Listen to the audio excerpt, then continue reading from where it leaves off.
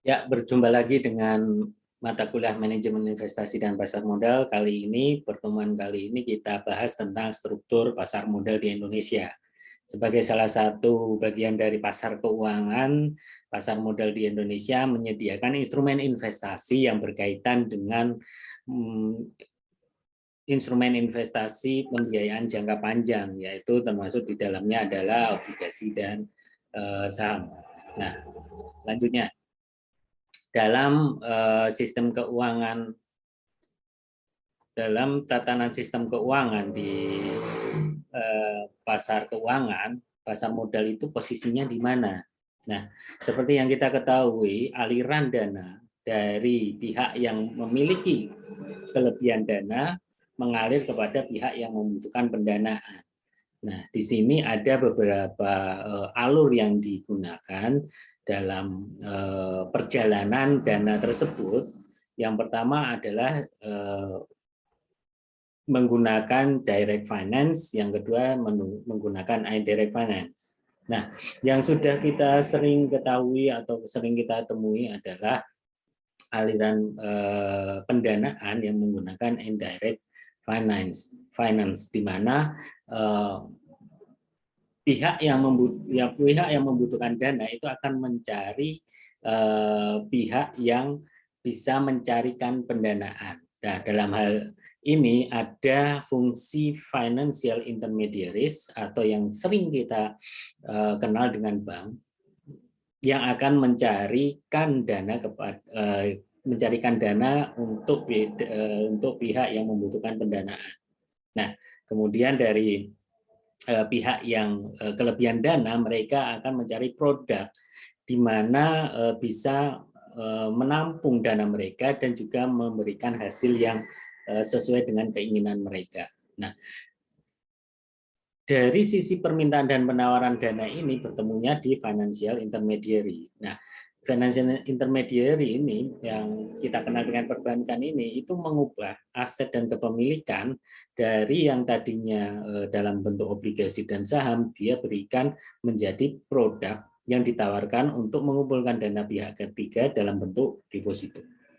Nah, dari sisi ini berarti ada campur tangan dari financial intermediary untuk merubah suatu aset agar lebih menarik. Nah, kalau capital market sendiri posisinya ada di mana?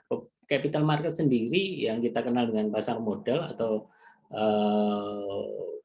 pasar yang menyediakan modal untuk pihak yang membutuhkan pendanaan itu berada di bagian direct finance, di mana fungsi dari pasar keuangan yang berada di direct finance ini, mereka tidak mengubah bentuk atau klaim dari suatu aset. Nah, yang seperti yang pertama kita ketahui tadi, yang financial intermediary atau bank itu merubah yang sebenarnya dalam bentuk obligasi atau saham diubah menjadi bentuk deposito dan simpanan model lainnya. Nah, sedangkan kalau capital market atau pasar modal itu tidak mengubah bentuk apapun. Jadi mereka hanya menyalurkan atau mempertemukan antara pihak yang ingin menyimpan dananya kepada suatu instrumen investasi dan pihak yang membutuhkan dana dengan menerbitkan instrumen investasi. Nah, kedua belah pihak ini akan bertemu di pasar keuangan. Salah satunya adalah di capital market. Sebagai contoh, di sisi lenders atau pihak yang memiliki dana, itu ketika mereka kelebihan dana, mereka akan mencari instrumen investasi itu kemana. Nah, salah satunya ke capital market. Nah, di capital market itu mereka akan membantu dengan mencarikan produk-produk investasi. Contohnya adalah obligasi dan saham kalau di capital market. Nah, pihak yang membutuhkan dana, katakanlah suatu perusahaan, dia akan mencoba untuk menerbitkan surat utang atau menerbitkan saham. Nah, kemana mereka harus menjual produk ini? Mereka akan menjualnya melalui capital market. Nah, di sanalah di capital market ini yang bertemu sisi penawaran dan permintaan dari pendanaan ini. Selanjutnya, nah, sistem keuangan di Indonesia. Saya pindah dulu. Oke. Nah, berdasarkan UU OJK nomor 21 tahun 2011. Nah, di sini ada Forum Koordinasi Stabilitas Sistem Keuangan. Nah, yang terdiri dari 4 institusi. Yang pertama adalah Bank Indonesia sebagai pengelola moneter, kemudian sistem pembayaran dan kebijakan yang mikroprudensial, kemudian otoritas jasa keuangan itu yang bertugas untuk mengatur dan mengawasi industri keuangan, industri jasa keuangan, baik itu perbankan, pasar modal, kemudian lembaga keuangan non-bank, kemudian ada lembaga penjamin simpanan, kemudian ada bendahara negara atau otoritas fiskal yang mewakili Kementerian Keuangan. Nah, Forum Koordinasi Stabilitas Sistem Keuangan ini terdiri dari kepala-kepala dari institusi itu. Ada Gubernur BI, Ketua OJK, Ketua LPS, dan Menteri Keuangan. Nah, pasar modal sendiri memiliki manfaat yang cukup besar dalam perekonomian kita. Di depan ini ada 7 manfaat keberadaan pasar modal. Antara lain adalah wahana investasi, sumber pembiayaan, keterbukaan dan profesionalisme, good corporate governance, lapangan kerja, penyebaran kepemilikan, dan memajukan ekonomi nasional. Nah, dari ketujuh ini, wahana investasi itu menjadi sesuatu yang paling istilahnya menonjol. Karena apa? Dengan adanya pasar modal, pilihan investasi yang dapat diperoleh oleh masyarakat itu semakin banyak, semakin beragam, sehingga pasar modal itu menjadi suatu wahana investasi yang saat ini juga memiliki tingkat istilahnya masyarakat sangat tertarik kepada wahana investasi ini, pasar modal. Nah, kemudian sumber pembiayaan itu kalau dilihat dari sisi perusahaan atau emiten yang membutuhkan dana. Nah, pasar modal menjadi pilihan sumber pembiayaan. Nah, paling dekat ini banyak sekali perusahaan-perusahaan startup yang mulai melirik pasar modal sebagai sumber pembiayaan dan juga dorongan dari pemerintah untuk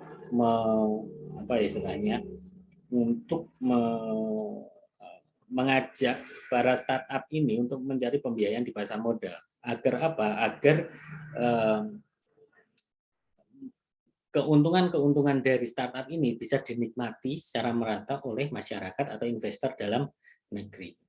Nah, manfaat dari suatu perusahaan listing di suatu bursa efek Indonesia atau di pasar modal itu akan mendukung poin yang ketiga dan keempat ini, yaitu keterbukaan dan profesionalisme serta good corporate governance. Karena apa? Dengan mereka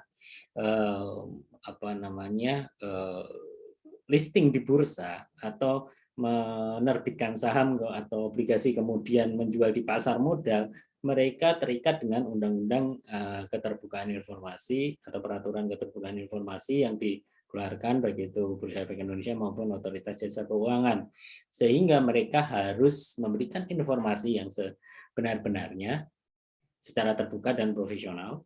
Kemudian juga harus melakukan tata kelola yang baik untuk perusahaannya. Karena apa? Karena mereka sekarang dimiliki oleh publik, bukan oleh keluarga. Oke, selanjutnya membuka lapangan kerja, penyebaran kepemilikan, dan memajukan ekonomi nasional. Nah, ini adalah sejarah pasar modal di Indonesia. Mulai tahun 90-an ya, 90-an kemudian menjadi semakin berkembang dan mulai melakukan remote trading pada tahun 2000-an dan menjadi memiliki lembaga penjaminan yang khusus pasar modal sejak tahun 2017-an. Nah, ini adalah inti dari kuliah hari ini, yaitu struktur pasar modal Indonesia. Struktur pasar modal Indonesia. Yang menduduki yang duduk sebagai pengawas dan pengatur pasar modal adalah Otoritas Jasa Keuangan, yang sebenarnya tidak hanya mengawasi pasar modal, tapi juga seluruh lembaga jasa keuangan, ya, Otoritas Jasa Keuangan. Nah, di struktur pasar modal yang paling tinggi adalah Otoritas Jasa Keuangan. Kemudian di bawah Otoritas Jasa Keuangan ada 3 organisasi yang mereka bergerak secara independen dan self-regulatory, yaitu Bursa Efek Indonesia, Lembaga Clearing dan Penjaminan, serta Lembaga Penyimpanan dan Penyelesaian.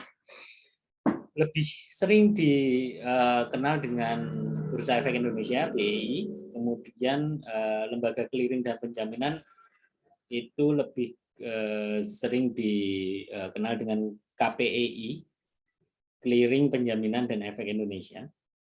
Kemudian Lembaga Penyimpanan dan Penyelesaian lebih dikenal dengan Kustodian Sentral Efek Indonesia atau KSEI. Nah, 3 lembaga independen ini, self regulatory organization ini yang menjamin atau yang mengatur agar tercipta transaksi yang terbuka dan aman di pasar modal Indonesia. Bursa Efek Indonesia itu yang menyediakan pasarnya, Lembaga Clearing Penjaminan atau KPEI itu yang menjamin transaksi, jadi yang menjual surat berharga mendapatkan uangnya, yang membeli surat berharga mendapatkan surat berharganya. Kemudian Kustodian Sentral Efek itu yang menyimpan, baik itu saham yang dibeli maupun obligasi yang dibeli, itu disimpan oleh Kustodian Sentral Efek Indonesia. Nah, kemudian di bawahnya ada emiten, itu yang perusahaan yang listing, itu dinamakan emiten. Kemudian ada perusahaan efek, kemudian ada lembaga penunjang pasar modal, kemudian ada profesi penunjang pasar modal dan pemodal sendiri atau investor.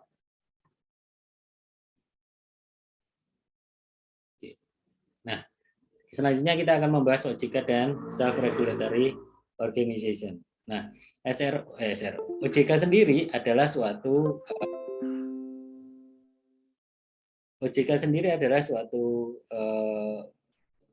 lembaga atau institusi yang mandiri yang memang bertugas untuk mengawasi jalannya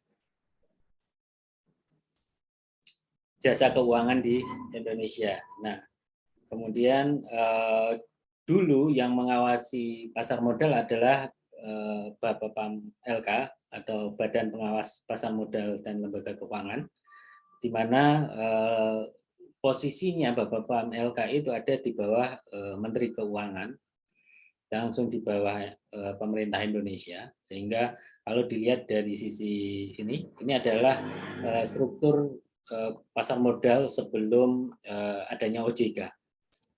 Nah, kemudian setelah adanya OJK pada tahun 2000 berdasarkan Undang-Undang tahun 2011, itu OJK membawai atau mengawasi seluruh lembaga jasa keuangan yang ada di Indonesia, baik itu yang perbankan maupun yang non perbankan. Di dalamnya ada pasar modal. Nah, jadi setelah terbentuknya OJK, Bursa Efek Indonesia atau pasar modal di Indonesia berada di bawah Otoritas Jasa Keuangan. Nah, kemudian membahas tentang SRO tadi. Nah, tentang SRO, Indonesian Stock Exchange dan dua lembaga lainnya itu bertugas untuk memastikan jalannya pasar modal itu sesuai dengan koridor dan tidak melenceng. Nah, di sini pemegang saham dari masing-masing SRO ini saling terkait.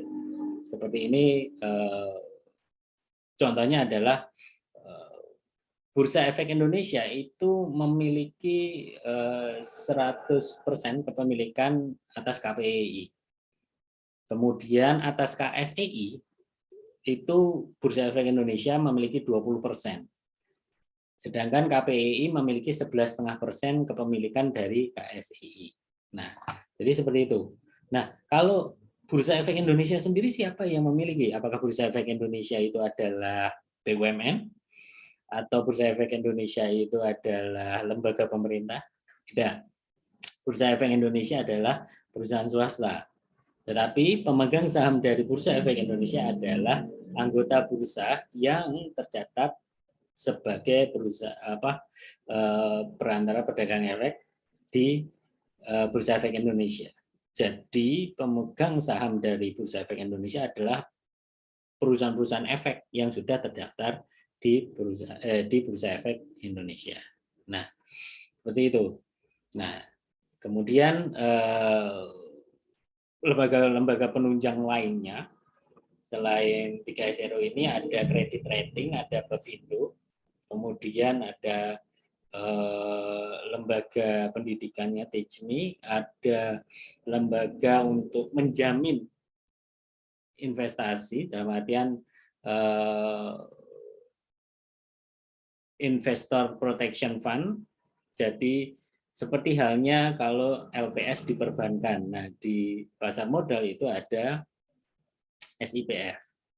Nah, kemudian ada bond pricing agency.